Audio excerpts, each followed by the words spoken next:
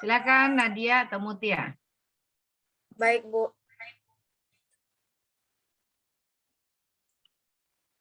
Assalamualaikum warahmatullahi wabarakatuh. Waalaikumsalam warahmatullahi wabarakatuh. Baiklah, kami dari kelompok H akan mempresentasikan hasil diskusi kami, yaitu tentang tentang determinasi seks. Baiklah, yang pertama anggotanya yaitu Nadia Utami Sadikin sebagai penanggap, saya sendiri Mutia sebagai moderator. Baiklah, pada materi pertama yaitu pengertian determinasi seks.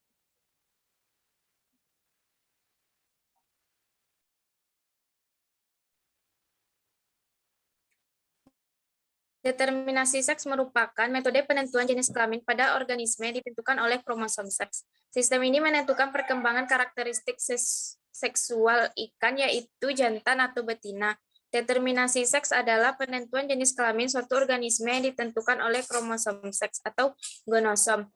Determinasi seks seperti halnya penentuan ciri khas lain dari makhluk hidup diturunkan dari induk kepada turunannya. Mekanisme penentuan jenis kelamin ini melalui mekanisme yang sama dengan penentuan ciri lain. B itu determinasi seks metode XY, ZW, dan XO.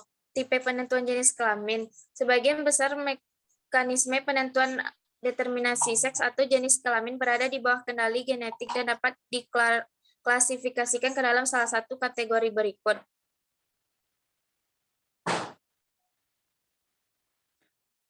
Yang pertama yaitu jantan heterogamet. Yang A, metode XY. Pada manusia dan kebanyakan mamalia, adanya kromosom Y menentukan suatu kecenderungan kepada sifat jantan.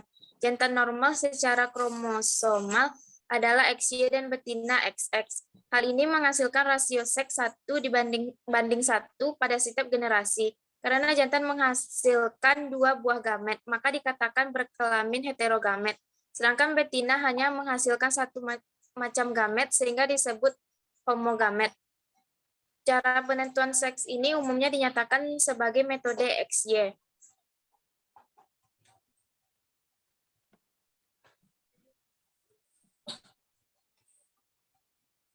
Selanjutnya yaitu determinasi seks berdasarkan kromosom tipe XY ini berlaku pada manusia, sebagian hewan, dan tumbuhan. Pada betina memiliki jenis kromosom seks XX, sedangkan jantan memiliki jenis kromosom seks XY. Yang B yaitu metode XO. Pada beberapa jenis serangga, terutama Ordohemiptera atau kepik sejati dan Orthoptera atau belalang, hewan jantannya juga heterogamet. Pada tipe ini, kromosom seks atau gonosom yang memiliki jantan hanya X saja atau XO. Sedangkan betina XX. Penentuan jenis kelamin tipe ini berlaku pada beberapa jenis serangga seperti kutu belalang serta anggota Orthoptera dan Heteroptera lain, tetapi menghasilkan sperma yang menyandang X atau gamet tanpa kromosom seks. Pada hewan jantan spesies ini, kromosom X tidak mempunyai pasangan homolog karena tidak adanya kromosom Y. Jadi, komplemen kromosom hewan jantan memperlihatkan jumlah ganjil. Adanya 1X menentukan sifat jantan dan 2X menentukan sifat betina. Bila kromosom X tunggal selalu terkandung dalam salah satu rasio kelamin 1:1 akan dihasilkan pada keturunannya.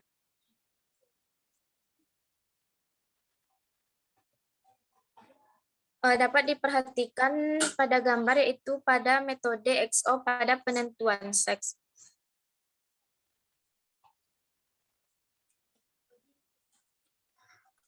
Baiklah, selanjutnya akan dijelaskan oleh Nadia Utami Sadikin. Kepada Nadia dipersilakan. Baik, terima kasih moderator. Poin selanjutnya itu betina heterogamet. Metode penentuan seks ini ditemukan pada golongan hewan yang secara komparatif besar, termasuk kupu-kupu, gegat, kepik air, ulat sutra, dan pada beberapa burung dan ikan. Adanya 1X dan 2X pada spesies-spesies ini berturut-turut menentukan sifat betina dan sifat jantan. A. Metode ZO. Pada unggas atau ayam, itik, dan sebagainya, Tidak ada yang memperhatikan yang lain ya. Ini Latifah Sahrul dari tadi ngobrol saja sama siapa Anda itu? susunan kromosom kelaminnya lain lagi. Yang betina hanya memiliki sebuah kromosom kelamin saja, tetapi bentuknya lain dengan yang dijumpai pada belalang. Karena itu ayam betina adalah ZO atau heterogametik, ayam jantan memiliki sepasang kromosom kelamin yang sama bentuknya. Maka menjadi ZZ atau homogametik. Jadi spermatozoa ayam hanya satu macam saja, yaitu membawa kromosom kelamin Z, sehingga telurnya ada dua macam, mungkin membawa kromosom kelamin Z dan mungkin tidak memiliki kromosom kelamin sama sekali. Di sini dipaparkan gambar metode ZO. Bisa dilihat.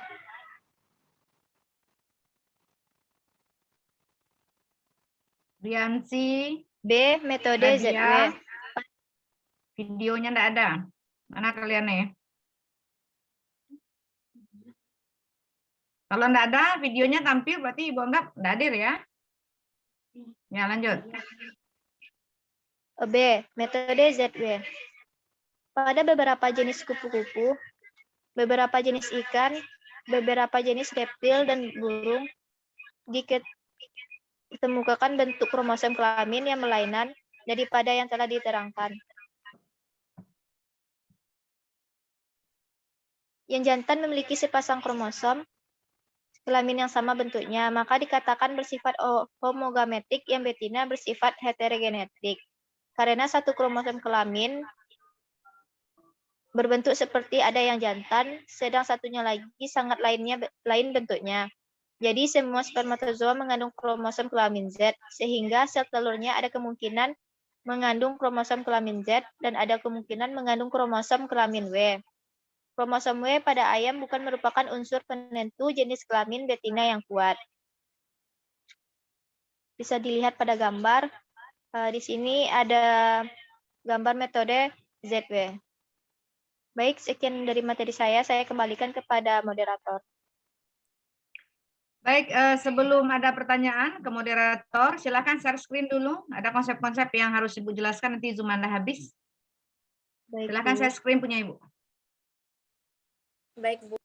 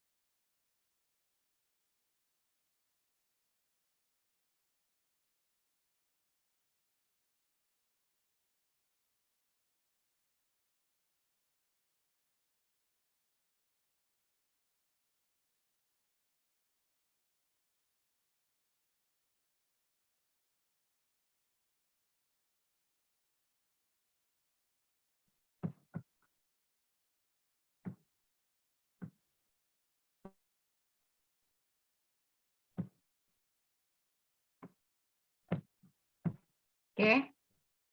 Sambil menunggu teman Anda men-share screen, bisa Ibu lihatkan ya. Sekarang kita mencoba melihat determinasi seks.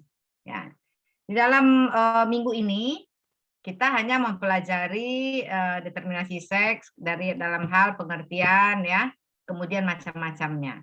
Nah, minggu depan baru kita akan mencoba melihat apa keterpautan determinasi seks ini dengan penyakit-penyakit yang ada. Jadi ada pautan, ada gen atau namanya gen linked. Ya. Baik, mari kita lihat pengertiannya sudah disampaikan oleh teman Anda tadi. Silakan slide kedua.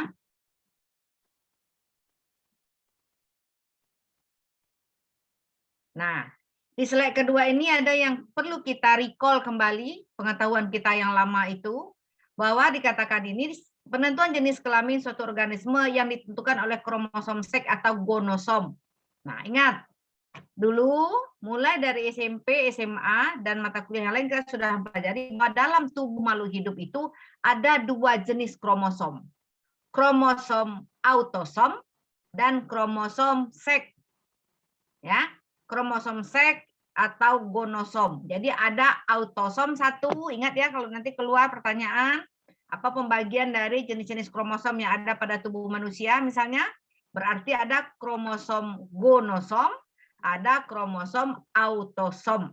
Nah, autosom ini yang memunculkan fenotip, bentuk hidung, rambut keriting, kulit hitam, itu semuanya pada autosom. Jangan lupa. Nah, tapi laki-laki, perempuan, bencong yang ngurus itu adalah gonosom. Ingat lagi ya, autosom dan gonosom. Tidak ada nanti, ibu-ibu tidak pernah menyebut-nyebut autosom apa itu Bu, kami lupa pula. Nah, sekarang Ibu sebutkan. Ya. Kemudian mari kita lihat ke apa? Ke manusia. Nah, manusia kita punya 23 pasang atau 46 buah. Dalam 23 pasang itu 22 pasang itu autosom, 1 pasang gonosom. Nah, oke. Ya. Kalau lalat buah dia mempunyai 8 buah kromosom yang terdiri dari 8 buah ini 6 buah atau 3 pasang itu adalah autosom, 2 buah atau 1 pasang adalah gonosom. Oke, ya. Kita lihat yang ketiga, slide ketiga dulu. Jadi ada konsep-konsep yang harus kita jelaskan. Nah, ada yang XY. Kita tahunya kan pada manusia saja XY nih. XX wanita, XY laki-laki. Tetapi ternyata pada lalat buah juga ditemukan XY ini. Dari mana orang tahu kok XY, kok tidak AB, kok tidak CD? Ya, mari kita lihat. Itu diketahui waktu para ahli melihat kromosom dari lalat buah. Nah, masuk ke slide 4. Nah, pada waktu lalat buah, dia melihat kromosom lalat buah, nampaklah dia ada 2 badan, 2 bentuk, ya. Ternyata 2 bentuk ini berbeda antara jantan dan betina. Yang satu lurus-lurus seperti batang, yang satu lurus dan satu lagi ujungnya bengkok. Sementara yang lain pasangannya sama. Ada yang nampak bulat-bulat lah, ada yang nampak seperti tanda yang ada pada huruf besar, huruf kecil ini. Sama pasangannya, seharusnya kan sama.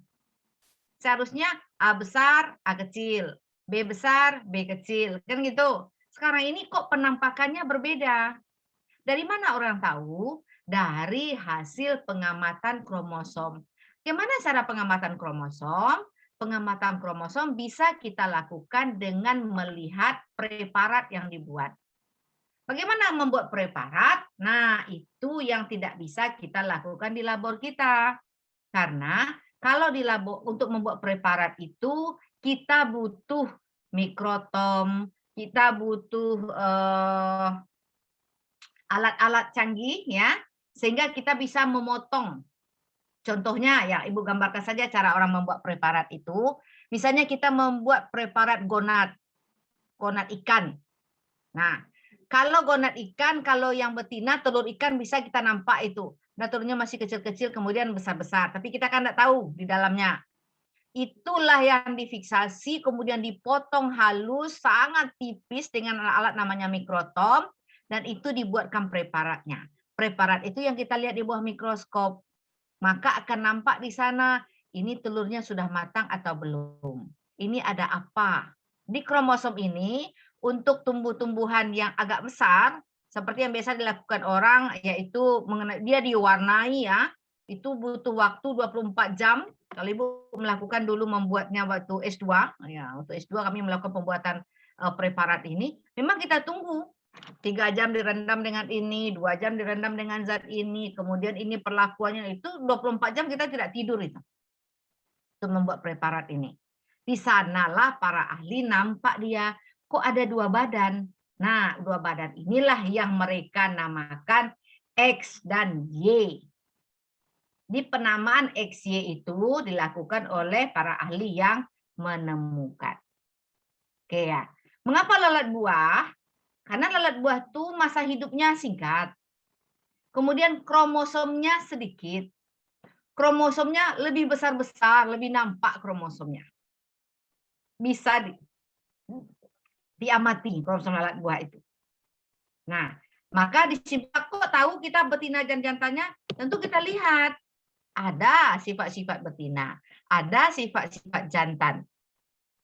Nah, dari lalat buah yang diambil kromosomnya itu, maka dilihat, oh ini ada calon dari sel telur, berarti betina ini. Ternyata betina ada yang lurus satu, bengkok satu. Maka mereka namakan XY. Yang jantan XX. Karena yang seperti tongkat aja 2 buah. Ya. Jadi dari mana mereka tahu, tentu ada ciri fisiologis di dalam tubuh dari lalat itu. Sama dengan wanita. Wanita ada cirinya, laki-laki ada cirinya. Nah, diambil sperma, lain bentuknya. Diambil sel telur, lain pula bentuknya. Maka diketahuilah mana yang jantan dan yang betina. Nah, baik, itu pada lalat buah. Kemudian pada apa lagi? Mari kita lihat yang kelima. Nah, kalau ada nanti soal ketemu, berapa formula kromosom untuk lalat buah? 3AAXX. 3 pasang autosom, 1 pasang kromosom. Kalau untuk jantan, 3AAXY. Ya, 3 pasang autosom, 1 kromosom. Manusia berapa? 23AA XX. Ya, ini 3 pasang. Kalau kitanya berarti 3, kalau kita 22 pasang AA, 22 AA XX. Artinya 22 pasang autosom, 1 pasang kromosom. Jadi rumusnya berapa? Kok 3? Kok kita jadi 22? Tergantung hasil penelitian peneliti ya. Itu berapa kromosomnya. Di jumlah kromosom dikurang 1, karena 1 pasang adalah untuk kromosom seks. Paham itu hitungannya? Misalnya bunga melati berapa? Apa rumusnya? Nah, kita nggak tahu nih. Kita lihat buku-buku, oh ternyata bunga melati ini memiliki 10 pasang kromosom. Semua itu, iya 10 pasang kromosom. Berarti rumusnya 4AA XX untuk betina. 4AA XY untuk jantan. Ya, nah, jadi adakah kromosom orang ya Bu yang puluhan? Ada. Semakin sempurna dia, semakin banyak fenotipnya yang muncul, tentu sebanyak itu pula yang mengatur. Nah, yang mengatur fenotip ini adalah kromosom. Nah, bisakah kromosom ini kita robah? Nah, bisa. Kromosom itu bisa berubah ekspresinya. Ingat, genotip gen, ya. Kalau fenotip, genotip tambah lingkungan. Nah, sekarang lingkungan yang kita apa itu fenotip? Fenotip adalah genotip tambah lingkungan. Lingkungan apa? Nah, kan belum duduk selama ini. Nah, lingkungan itu bisa berupa pH, bisa berupa suhu, bisa berupa zat kimia, bisa berupa cahaya, bisa berupa hormon. Ya. Nah, periksa hormon. Apa yang terjadi pada belut misalnya? Kalau dewasa itu betina aja semua atau jantan saja semua. Pada serangga tertentu dia akan memproduksi betina kalau hormon dari lingkungannya mengatakan, oh kita dalam sedang ada ancaman dari luar. Maka telur yang dikeluarkan ratu lebah itu ada satu betina. Kalau tidak ratu lebah itu akan mengeluarkan jantan semua. Ya, mengapa betina? Karena sudah ada informasi dari, jadi hewan-hewan itu lebih sensitif dari kita. Kalau ada sesuatu yang akan membuat populasinya itu hancur, maka dia akan cepat memproduksi adanya ratu baru. Nah, dalam satu sarang kan ratu tidak boleh dua. Ratu itu satu. Maka satu ratu akan disingkirkan oleh pekerjanya mencari tempat baru. Nah, kalau kita manusia gimana, Bu? Kita rubah. Nah, kalau kita manusia, kita memodif lingkungan untuk kehidupan kromosom. Nah, apa contohnya memodif lingkungan untuk kehidupan kromosom? Kalau kromosom, ingat ya, yang menentukan jenis kelamin, ya, determinasi seks pada manusia, Bapak atau Ibu? Bapak atau Ibu? Yang menentukan jenis kelamin Bapak atau Ibu? Perempuan apa kromosom seksnya? X, X. Jantan laki-laki? X, Y. Nah, yang menentukan yang anak ini mau lahir laki-laki perempuan itu siapa sebetulnya? Bapak atau Ibu? Bapak, Bu. Bapak. Nah, sekarang si Bapak ini yang kita mainkan. Nah, bagaimana cara memainkannya? Memainkan pH dari mulut rahim dan rahim ibu. Kan ada anak orang tuh 8 anaknya perempuan semua. Atau 8 anaknya laki-laki semua. Ada apa? Nah, ingat, rahim ibu pH-nya, keasamannya itu berbeda sebelum masa subur dan sesudah masa subur. Ovulasi serta telur itu mulai dari hari ke-12. Jadi ada perkiraan masa subur manusia ini 5 hari. Dalam 5 hari itulah dia terjadi ovulasi atau sel telur ini siap untuk dibuahi. Hari ke-12, ke-13, ke-14, puncaknya, ke-15 atau ke-16 bisa juga terjadi ovulasi.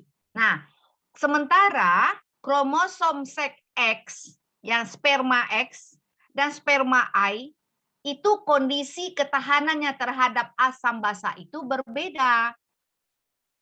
Makanya ada orang mengatakan, saya mau anak perempuan, maka konsultasi dengan dokter, maka akan diperhitungkan sama dokter, kapan masa suburnya, kapan sel telur dan sperma ini harus bertemu, setelah hari ke-14 kah, sebelum hari ke-14 kah. Nah, itu sangat mempengaruhi. Mengapa? Kalau misalnya yang masuk adalah sperma X ini tidak tahan terhadap asam, kita pengen anak perempuan, maka dimodiflah dengan obat, dengan hormon, pH dari mulut rahim, ya, dan rahim itu yang bisa menerima kromosom seks X. Kalau alami, kalau kebetulan si ibu itu pH rahimnya, mulut rahimnya itu asam, mati semua X ini. Maka yang melaju, yang membuahi adalah sperma Y. Maka anaknya semuanya laki-laki. Nah, itu kalau pada manusia. Kalau pada hewan, bisa juga kita modif. Apa yang modif hewan? Ada cahaya, ya, ada faktor suhu, ada pH, itu macam-macam. Nah, itu akan kita apakan tugasnya nanti untuk di minggu depan. Makanya minggu sekarang ini Anda tidak ada tugas. Jadi sudah bergabung dengan minggu depan, baru nanti ada kita Ibu berikan beberapa yang harus Anda pahami. Nah, kemudian ini kan ada XY baru. Jadi ada untuk hewan-hewan tertentu untuk reproduksi ini bermacam-macam. Nah, kalau seandainya X-nya bisa berlebih 1, bisa. Waktu segregasi secara bebas hukum Mendel 1 berpisah alel secara bebas. Ya, 9 menit lagi katanya. Berpisah alel secara bebas, maka dia tetap lengket. Sehingga bertemulah yang XX ibu ini, harusnya X-nya cuma 1, bertemu dengan Y si bapak. Jadilah anak laki-laki yang kelebihan X. Kalau kelebihan X, berarti faktor perempuannya bertambah. Nah, itu yang sering anak itu menjadi bencong. Nah, kalau bencong disebabkan oleh kromosom, tak ada obatnya. Kalau bencong itu disebabkan oleh lingkungan, kakaknya perempuan, semua di rumah itu tidak ada yang laki-laki, bapak udah meninggal, dia satu-satunya laki-laki.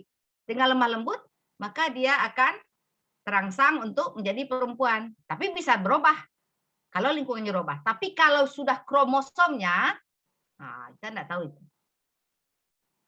Nah, jadi gini, kalau misalnya kromosom kita itu berubah, ini untuk kehidupan Anda ya. Kalau kromosom kita itu tidak normal, berlebih 1 X-nya, ya, berlebih 1 X-nya, maka ingat, mengapa Anda berjerawat setelah menstruasi? Kenapa kok anak TK tidak ada jerawatnya? Karena faktor hormon kan? Karena menstruasi hormon di tubuh kita. Kenapa nan mantiak-mantiak tuh kini anak SD lah kelas 6 lah mantiak-mantiak minta lipstik orang kayaknya? Karena masa pubertasnya. Pubertas dipengaruhi oleh hormon. Nah, sekarang hormon ini berlebih pada laki-laki, maka dia menjadi keperempuanan. Jadi kulit Anda yang halus, suara kita yang lembut, beda dengan laki-laki, dipengaruhi oleh hormon. Kalau suara orang itu besar seperti laki-laki, perlu dipertanyakan. Nah, orang yang berlebih hormon ini ada penyakitnya, itu namanya pseudohemaprodit. Seolah-olah dia hemaprodit. Dan umumnya mereka mempunyai penis yang kecil dan mempunyai rahim yang kecil mengkerut, ya, vaginanya juga tidak sempurna. Nah, itu yang dioperasi plastik. Itu dia. Kalau anak pseudohemaprodit itu dilihat perkembangannya sampai bagaimana. Setelah dia akil balik, nampak itu kecenderungannya karena perempuan pada laki-laki. Kalau perempuan, maka tubuh monasnya dibuang, dioperasi, penisnya dibuang. Cuma dia tetap wanitanya tidak sempurna, ya, karena ada faktor Y di dalamnya. Jadi kita makanya Ibu katakan kalau Anda pernah naksir cowok, berarti normal. Kalau sudah mahasiswa, pernah Anda tertarik sama cowok? Raffi Ahmad itu ganteng, Bu. Enggak, biasa-biasa saja. Kalau sama sekali tidak tertarik, ceklah hormon Anda dulu. Pernah enggak Anda mens enggak? Kalau tidak ada mens sampai umur sekarang ini, cek kromosom. Jangan-jangan kromosom X-nya cuma 1. Jadi kromosom X cuma 1 itu, fisik, itu tetap seperti anak-anak. Tidak tumbuh seperti orang dewasa. Ya, jadi kita bisa paham nanti. Nanti di lapangan Anda akan ketemu dengan bermacam-macam masyarakat yang akan bertanya, kok anak saya udah SMA enggak mens juga, Bu Guru, katanya. Nah, kita kan guru biologi nih, dianggap dokter di kampung nanti. Nah, kita tanyakan itu, bagaimana riwayatnya, bagaimana keturunannya, ya. Nah, ke dokter mana dia harus berobat, minimal untuk diri Anda tahu dulu. Oke. Nah, kemudian ada tipe-tipe kromosom, ada X0. X0 ini, ya coba kita lihat, yang 6 itu tak perlulah. Nah, yang X0, yang S0, 7. Nah, ya ini. Jadi ada Bapak serangga yang ada yang hanya 1 saja, tidak ada Y-nya. Tapi ternyata dia menghasilkan jantan. Yang double betina. Kok X ya, terserah orang yang ngasih nama. Kemudian tipe ZW juga begitu. Kok ZW tidak AB ya, suka-suka orang ngasih nama lah dia yang menemukan. Nah, berbeda dia. Dia yang jantan, yang homozigot. Kalau manusia, yang betina, yang perempuan, kita yang XX. Nah, sementara di kupu-kupu, di ikan, dan sebagian reptil, tidak semua pula ya, itu berbeda terbalik dengan kita. Ya, jadi artinya apa? Setiap spesies mempunyai determinasi seks yang berbeda-beda. Ya, Determinasi seksnya berbeda-beda sesuai dengan yang telah diteliti oleh para ahli. Ya, setiap spesies.